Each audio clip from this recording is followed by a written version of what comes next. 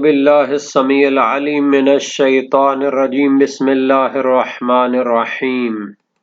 الحمد للہ رب العالمین والصلاة والسلام علی اشرف الانبیاء والمرسلین وعلی اہل بیتہ الطیبین الطاہرین المعصومین۔ عزیز طلبہ، السلام علیکم ورحمۃ اللہ وبرکاتہ۔ امید ہے آپ سب خیریت سے ہوں گے۔ شرح المدوم کتاب خمس درس نمبر 80 میں ارباح مکاسب کے خمس میں سال کے مسئلہ کی فروعات اور متعلقہ مسائل پر گفتگو ہوگی۔ ارباح مکاسب کے خمس میں سال کی شرط پر گفتگو ہو چکی ہے اور اس مسئلہ کی فروعات ذکر ہونے والی ہیں۔ سال کی ابتدا کے متعلق فقہی آراء کا جائزہ پیش کیا جائے گا۔ ہر فائدے اور منافع کے لیے سال کے نظریے کا جائزہ، مدت مشترکہ کے معونہ کا بھی حکم ذکر کریں گے اور سال اور نصاب کے حوالے سے تمام موارد خمس کا حکم کی ذکر ہوگا۔ شہید ثانی کی تحقیقات اور تجزیہ اور تحلیل بھی پیش کیا جائے گا۔ سب سے پہلے ہم سال کی ابتدا کے متعلق فقہی آراء کا جائزہ لیتے ہیں۔ شہید ثانی نے تو فرمایا تھا کہ سال کی ابتدا ظہور ربح سے ہوتی ہے، جب منافع اور فائدہ ظاہر ہو، کوئی بچت اسے مل جائے تو پھر اسے کہتے ہیں سال کی ابتدا وہاں سے ہوگی۔ تو اس میں اختلاف ہے مبدأ سنہ، یعنی سال کی ابتدا کب سے ہو، جس سال کے خرچے اس نے اس منافع سے نکالنے ہوتے ہیں۔ تو ایک جماعت کا نظریہ ہے جن میں شہید اول کی دروس شرعیہ شامل ہے، صاحب حدائق ناظرہ محدث یوسف بحرانی اخباری شامل ہیں، جن کی کتاب حدائق ناظرہ بہت بڑی فقہی کتاب ہے، پہلے 25-30 جلدوں میں تھی، ابھی 50 جلدوں میں شائع ہونے والی ہے۔ شیخ مرتضی انصاری جن کی رسائل مقاصد پڑھائی جاتی ہے، ان کا جو فقہی موسوعہ ہے، جو ان کی فقہی نظریات ہیں، وہ تقریباً 20-30 جلدوں میں شائع ہوئے ہیں۔ تو ان تین علماء کا نظریہ یہ ہے کہ یہ جو منافع اور فائدہ حاصل ہوتا ہے، اگر یہ تجارت اور کسی صنعت و پیشے سے ہو یا زراعت وغیرہ سے ہو، تو اس کے سال کی ابتدا کمائی شروع کرنے سے ہو جاتی ہے، اگرچہ کہ ابھی تک اس کا منافع اور ربح ظاہر نہ ہو۔ اور اگر یہ منافع اور نفع ربح یہ تجارت، صنعت اور زراعت کے علاوہ ذرائع سے ہو، جیسے کوئی اس کو ہبہ اور تحفہ ملے یا اسے ایسی میراث ملے جس کا اسے گمان نہیں تھا، تو اس میں سال کی ابتدا ظہور ربح سے ہوتی ہے، جب اس کا منافع اور نفع اس کو ملے۔ تو اس کی وجہ یعنی کہ ربح کے سال کے مفہوم میں اختلاف نہیں ہے، بلکہ مفہوم تو سال کا ایک ہی ہے، اختلاف اس کے انطباق میں ہے، یعنی منطبق اور تطبیق جو ہوتی ہے اس میں اختلاف ہے، کیونکہ صنعت اور تجارت اور زراعت میں سال کا انطباق جب انسان کمائی شروع کرتا ہے اسی سے ہو جاتا ہے کہ یہ انسان ایک کمائی شروع کر رہا ہے، سال دیکھتے ہیں اس کو کتنا نفع حاصل ہوتا ہے۔ اور دوسرے موارد میں جیسے ہدیہ ہے یا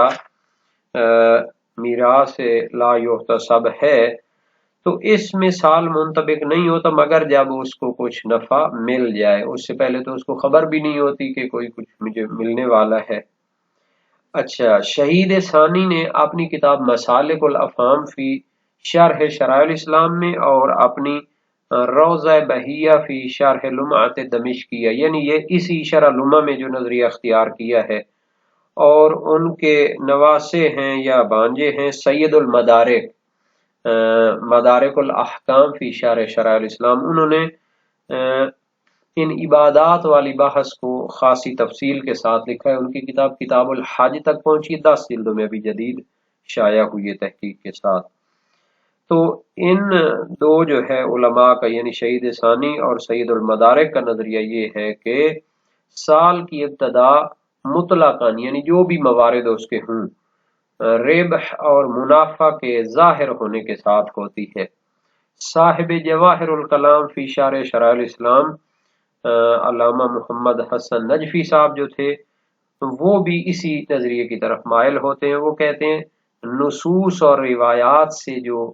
چیز سمجھی جاتی ہے وہ یہی ہے کہ جب انسان کو منافع ملے گا تو پھر سال شروع ہو جائے گا۔ انصاف یہ ہے کہ روایات میں تو منافع کے سال کا لفظ وارد ہی نہیں ہوا۔ یہ تو لفظ سال کا ظہور ربح کے جو ہے سال کا لفظ نہیں وارد ہوا، فقط لفظ سال وارد ہوا ہے، جیسا کہ صحیح علی بن مہزیار میں ہے، اور اس میں ہے کہ خمس جو ہے سال کے معونہ اور اخراجات کے بعد واجب ہوتا ہے۔ تو یہ ہے کہ خمس مطلق کے فائدہ میں ہوتا ہے یا جو انسان کمائی کرتا ہے، تو فوائد کا سال جو ہے وہ ظہور ربح سے ہوگا، اور تکسب اور کمائی کا سال جو ہے وہ کمائی کے جو ہے لحاظ سے وہ ظہور رکھتا ہے کہ جب سے شروع کی ہے کمائی تو اسی سے سال بھی شروع ہو جانا چاہیے۔ مگر یہ ہے اقوی یہ ہے کہ معیار اسی فوائد کو قرار دیا جائے، تو جب سے فائدہ ظاہر ہوگا اسی وقت سے سال شروع ہونا چاہیے۔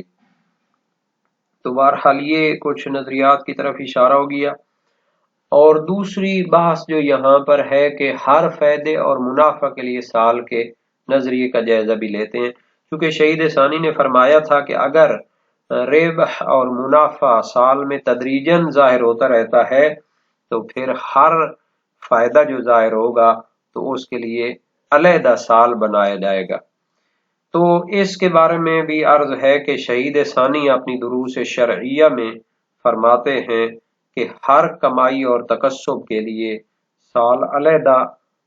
بنانا جو ہے یہ معتبر نہیں ہے، بلکہ جب سال کسی نفع کے ظاہر ہونے سے شروع ہو جائے اور اس کو معین کیا جائے تو اس سال کے اندر جتنے بھی منافع اور ارباح ظاہر ہوں گے تو وہ اسی سال کے شمار ہوں گے، اور جو ہے جتنا بھی خرچہ وغیرہ اس سال میں آئے گا ان سب سے جدا کر لیں، اور جو بچ جائے اس کو پھر کیا خمس دیا جائے۔ اس نظریے پر صاحب حدائق ناظرہ محدث یوسف بحرانی اور اتباع کرتے ہیں ان کی، اور سید المدارک مدارک الاحکام وغیرہ جو ہیں وہ اس کی طرف میلان پیدا کرتے ہیں، چونکہ صحیح علی بن مہزیار سے یہی تبادر ہوتا ہے، جب انسان اس کو سمجھنا چاہتا ہے تو اس سے یہ چیز اس کے ذہن میں آتی ہے۔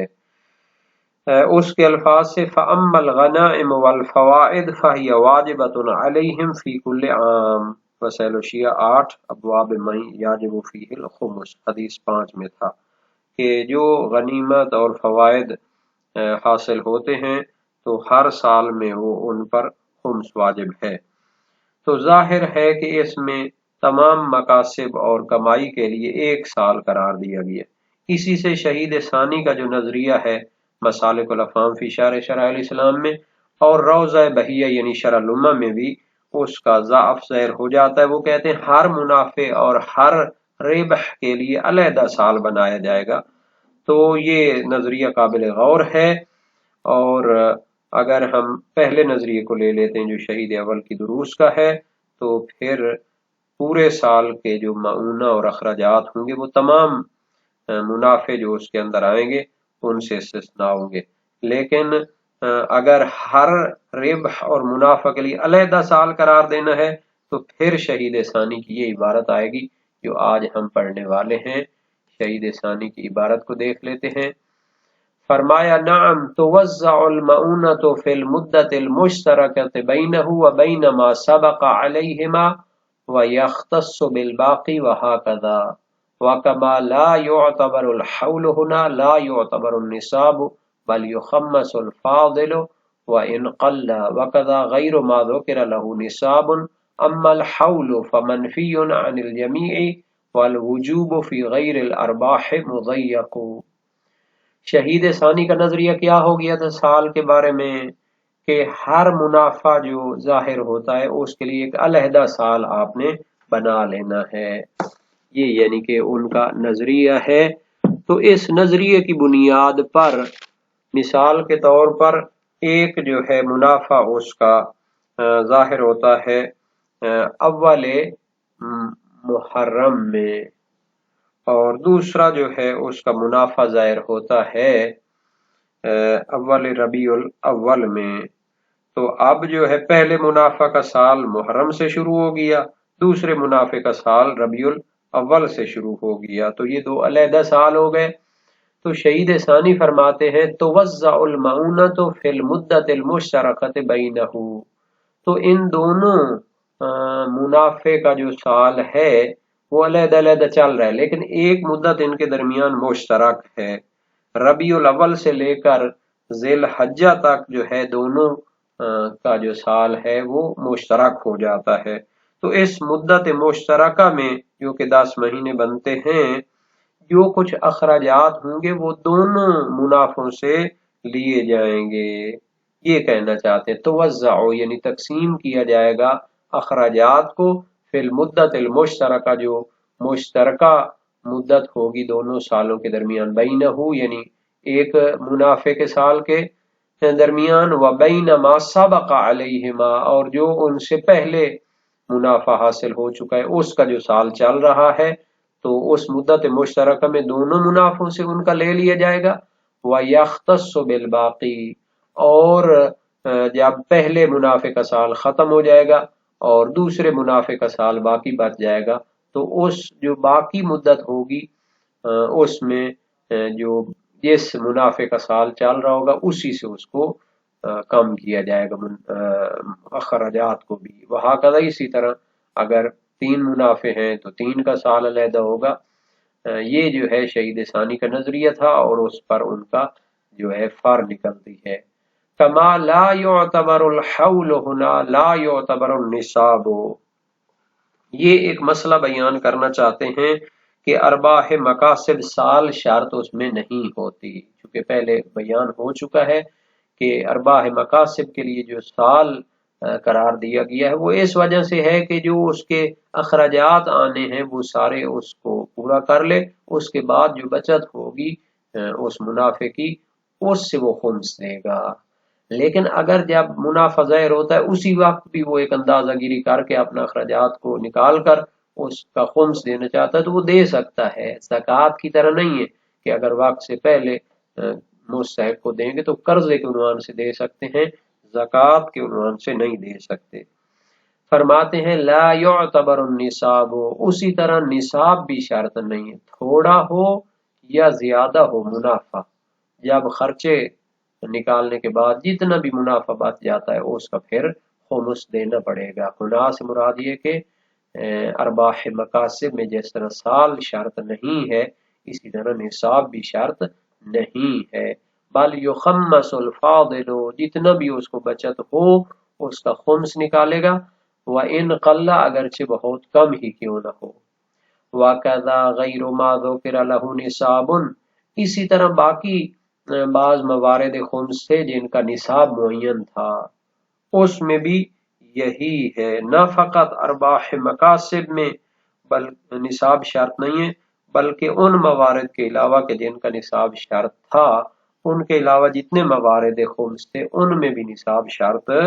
نہیں ہے، یعنی معدنیات کا نصاب ذکر ہوا تھا، کنز اور دفینے کا نصاب ذکر ہوا تھا، اور غوث کا نصاب ذکر ہوا تھا، اس کے علاوہ باقی میں بھی نصاب شرط نہیں ہوتا۔ اما الحول فمنفی عن الجمیع، تو سال کے حوالے سے جو موارد خمس ہیں تو فرماتے ہیں تمام موارد خمس جو 7 کے 7 موارد ہیں ان میں سال شرط نہیں ہوتا، اس لحاظ سے تمام موارد